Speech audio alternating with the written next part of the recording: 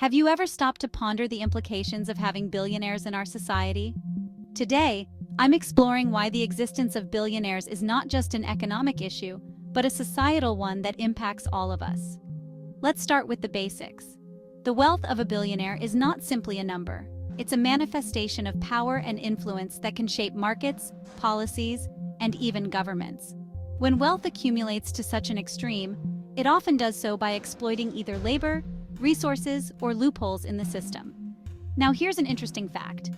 According to a study published in the Journal of Economic Perspectives, income inequality, especially at the extremes seen with billionaires, can lead to slower economic growth. This happens because when wealth concentrates at the top, the majority of people have less spending power, which in turn reduces demand for goods and services. Moreover, this immense disparity in wealth perpetuates a cycle of privilege and disadvantage.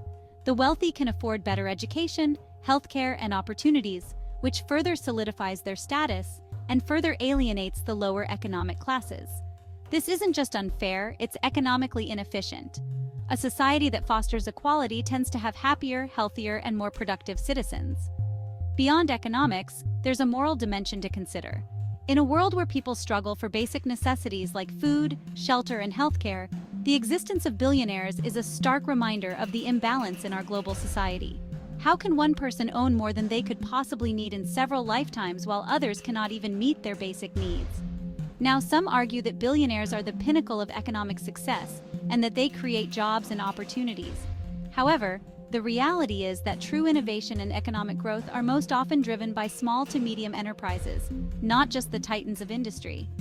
Limiting extreme wealth accumulation wouldn't destroy the incentives for innovation. Instead, it could redistribute opportunities more fairly across the economic spectrum.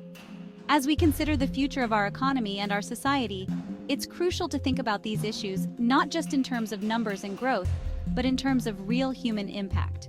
Should society allow individuals to accumulate wealth that could easily be a small country's GDP?